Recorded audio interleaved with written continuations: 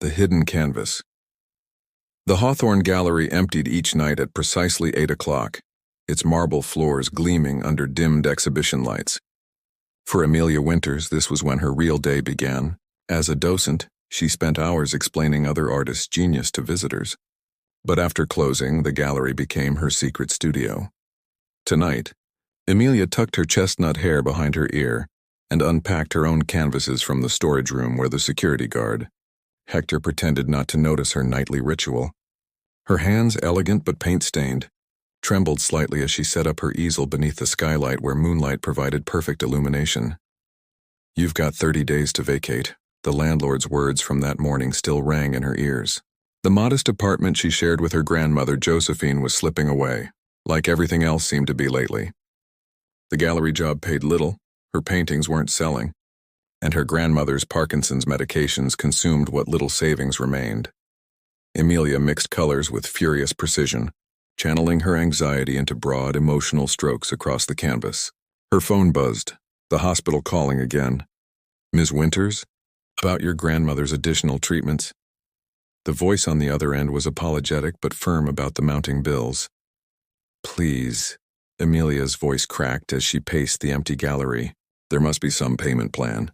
I'll find the money somehow. She's all I have left." She didn't realize she had begun crying until tears splashed onto her paint palette, diluting the crimson she'd just mixed.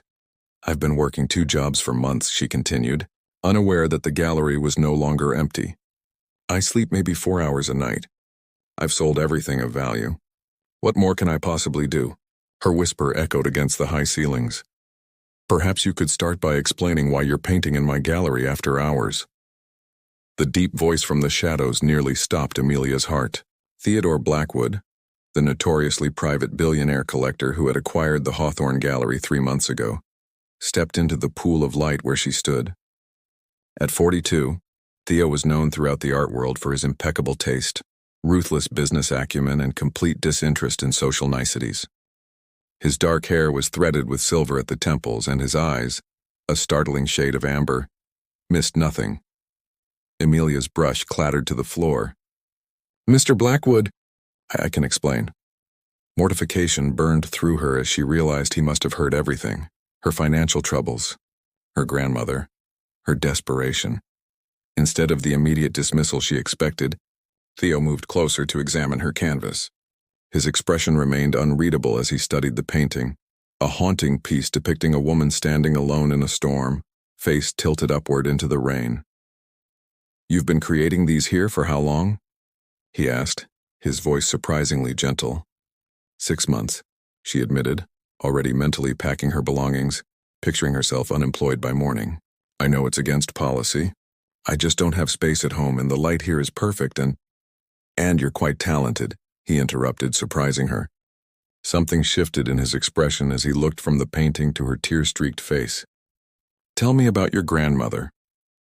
Amelia blinked, confused by the unexpected question and the strange intensity in his gaze. She had no way of knowing that Theodore Blackwood recognized something in her painting and in her pain that he thought he'd never find. Someone who understood what it meant to create art, not for acclaim or money, but because it was the only way to survive one's own heart. Brushstrokes of kindness, 3 weeks after their unexpected encounter. Amelia still couldn't believe she hadn't been fired. Instead, Theodore Blackwood had made her an offer that left her speechless. A small exhibition of her own work in the Hawthorne Gallery's sought-after East Wing. "You want people to see my paintings?" She had asked that night, certain she'd misunderstood. "I want the right people to see them," Theo had replied, his voice measured but his eyes revealing something deeper, a recognition she couldn't quite decipher. Now, as the gallery closed for the evening, Amelia found herself in Theo's private office reviewing her collection.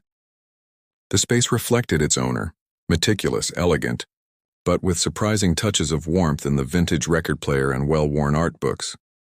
"These 7 pieces create the strongest narrative," Theo said, arranging photographs of her work across his desk. "They show your evolution as an artist." Amelia studied him as he worked. The notorious ice prince of the art world seemed different in private. Focused but not cold, demanding but not cruel. His fingers moved with surprising gentleness across her images. "Why are you doing this?" she finally asked. There are hundreds of artists who would sell their souls for this opportunity, he finished, meeting her gaze. Precisely why they're not standing here. Your work has something theirs doesn't. And what's that? Truth, he said simply. It's been a long time since I've seen genuine emotion on canvas. Later that evening, as they shared an unexpected dinner of takeout in the gallery's restoration room, Theo revealed fragments of his own story. Born into wealth but emotional poverty, he had once been an artist himself. I stopped painting 12 years ago, he admitted, examining one of her brushes. After my sister died, Emilia's breath caught. I'm so sorry. She was the only one who believed in my work. His voice remained even, but pain shadowed his features. After the accident, my father made it clear what he thought about my hobby. He called it indulgent sentimentality. That's why you collect now? She asked softly. To support what you once loved doing? Something shifted in his expression, surprise perhaps at being understood. Your grandmother's treatment, he said instead of answering. I've made some arrangements. I can't accept charity, Emilia responded immediately, pride stiffening her spine. It's not charity. It's an investment in an artist I believe in. He handed her a contract. The gallery will advance you against future sales. You'll earn it back. That night, Emilia's grandmother noticed something different when she arrived home. You're smiling, Josephine observed from her armchair. Actually smiling. Emilia touched her cheeks, surprised to find it true. I met someone who sees me, she said simply, unable to explain the strange connection forming between herself and Theodore Blackwood. What she couldn't know was that across town, in his penthouse overlooking the city, Theo was doing something he hadn't done in 12 years. He was standing before a blank canvas, brush in hand, thinking of a woman with paint-stained fingers and eyes that held both determination and kindness. The first person in years who had made him want to create again. The Gallery of Secrets 2 days before Emilia's exhibition opening. Her phone rang at 3:17 a.m. The hospital's call jolted her from sleep. Her grandmother had suffered a severe episode and was now in critical condition. I'm canceling the show, Emilia told Theo hours later, her eyes red-rimmed in the gallery's morning light. I need to be with Josephine. Theo studied her with an intensity that might once have intimidated her. Your grandmother wouldn't want that, he said finally. Neither do I. What followed was unexpected. Theo making calls to specialists, arranging for a private room at Westlake Medical Center, even having Josephine's personal items transferred from the hospital. By afternoon, he had personally driven Emilia to see her grandmother, now resting comfortably under the care of Dr. Valentina Reyes, a neurologist whose waiting list was typically months long. Why would you do all this? Emilia asked as they stood outside Josephine's room, watching her sleep through the window. You barely know us, Theo's jaw tightened. I know what it's like to lose someone while feeling powerless to help them. His voice held an edge of old pain. My sister Elise, her treatments required resources even our family struggled to provide. My father chose his company's bottom line over experimental treatments that might have saved her. Emilia's hand found his, their fingers intertwining naturally. That's why you left the family business? That's why I bought it, he corrected, a shadow crossing his face. To ensure it would never happen again. The days that followed revealed layers to Theodore Blackwood that few had ever seen. He visited Josephine daily, bringing her art books and sitting patiently as she shared stories about Emilia's childhood. To Emilia's surprise, her grandmother adored him instantly. He reminds me of your grandfather, Josephine confided during one visit, all that control hiding such a tender heart. While supervising the final arrangements for the exhibition, Theo and Emilia worked late into evenings, their professional boundaries blurring with each passing night. On the eve of the opening, they stood amid her displayed artwork, surrounded by spotlights and possibility. There's something I haven't told you, Theo said, guiding her toward a small antechamber off the main gallery space. Inside stood an easel draped in cloth. I wanted you to be the first to see it. Beneath the cloth was a portrait, Emilia in the gallery moonlight painting with fierce concentration. The technique was masterful but rusty, the emotion behind it unmistakable. This is yours, she whispered, recognizing instantly that Theodore Blackwood had broken his 12-year hiatus for her. There's one more thing. He hesitated. Roland Webb will be attending tomorrow. The name hit Amelia like a physical force. Roland Webb, the legendary artist and critic whose scathing reviews could make or break careers. Why would he come to my debut? Because he was my mentor once, Theo admitted reluctantly. Before he destroyed my confidence and I abandoned painting. Before he became my father's closest friend and advisor. Amelia suddenly understood. He's the one who convinced your father your art was worthless. Theo nodded, his composure slipping. And tomorrow he'll discover I've not only returned to painting, but have staked the gallery's reputation on an unknown artist. His voice softened. On you, Amelia. In that moment, surrounded by both their vulnerabilities made visible through art, Amelia realized the exhibition wasn't just her debut. It was Theo's redemption. And with Roland Webb's impending arrival, it could just as easily become their mutual downfall. Portrait of Truster. Hawthorne Gallery glittered with champagne flutes and whispered critiques as Manhattan's art elite circulated through Amelia's exhibition. Titled Unseen, her collection had transformed the East Wing into a testament to hidden emotion, each canvas revealing what people concealed behind carefully constructed facades. Amelia, wearing a borrowed midnight blue gown that made her feel simultaneously powerful and vulnerable, moved through the crowd with practiced poise, but her eyes constantly searched for Theo, who had disappeared shortly after introducing her to several influential collectors. Quite the meteoric rise, Ms. Winters, came a silky voice from behind her. From gallery docent to featured artist in mere weeks. Roland Webb stood before her, impeccably dressed in a charcoal suit that seemed to absorb light rather than reflect it. His silver hair and patrician features belied the calculated coldness in his eyes as they assessed her. Mr. Webb, Amelia acknowledged, her throat dry. I'm honored you came. Theodora always did have a weakness for strays, he replied, swirling his champagne. Though I must admit your work shows promise, raw and unrefined, but promising. Perhaps with proper mentorship. Before she could respond, Theo appeared at her side, his hand finding the small of her back. The casual intimacy of his touch wasn't lost on Roland, whose eyebrows rose slightly. I see some habits never change, Theodore, Roland said with a thin smile, still leading with your heart instead of your head. While you lead with neither, Theo returned evenly. Amelia's talent speaks for itself. Roland's gaze sharpened. Does it, or is the Blackwood name speaking for her? One must wonder if her sudden success has more to do with whose bed. That's enough. Theo's voice cut like steel. The implication hung in the air, poisonous and spreading. Whispers rippled through nearby guests, and Amelia felt her carefully constructed evening beginning to crumble. Was that what people thought? That she had earned this opportunity through seduction rather than talent. Worse, was that what Theo had intended all along?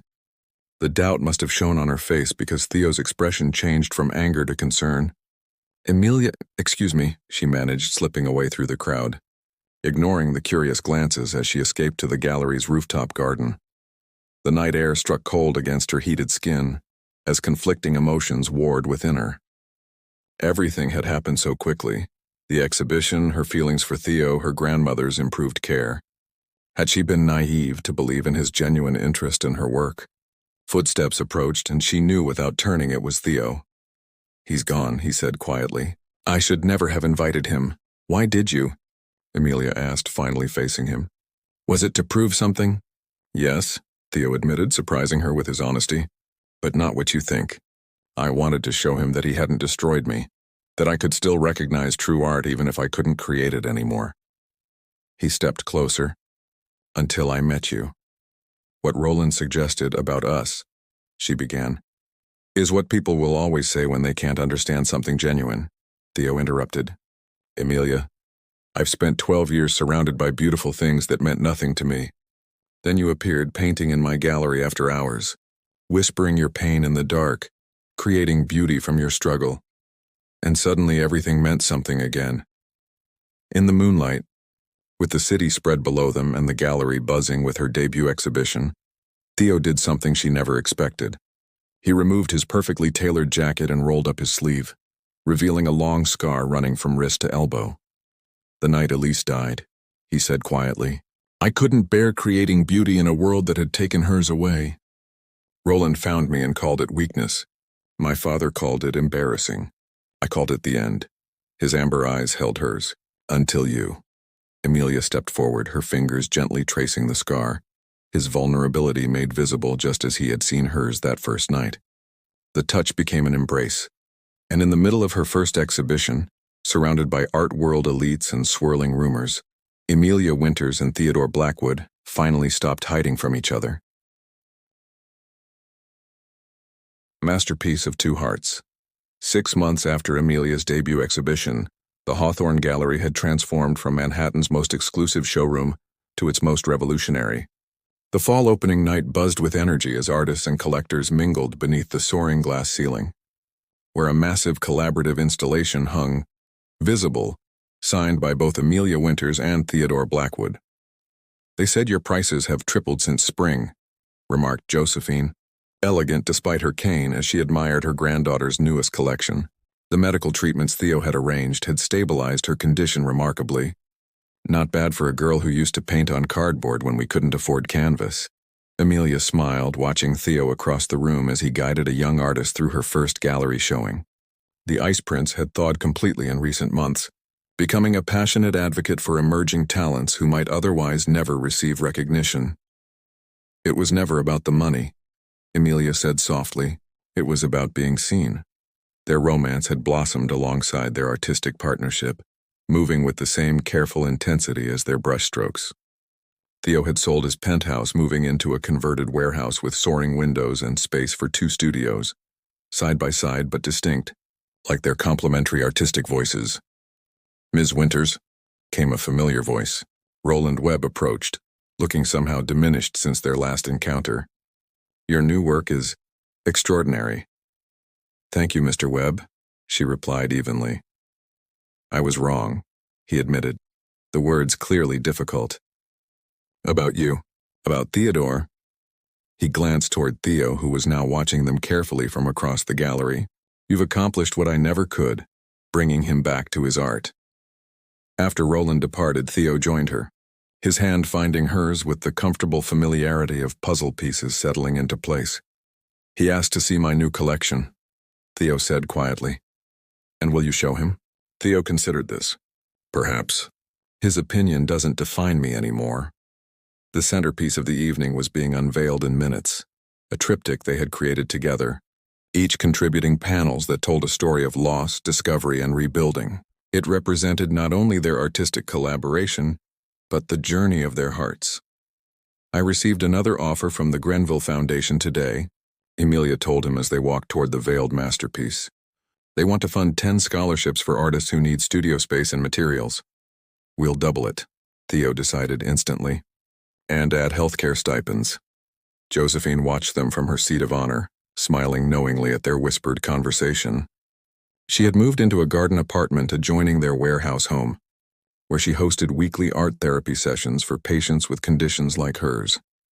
As they stood before their covered triptych, ready to reveal it to the world, Theo pulled Emilia slightly aside.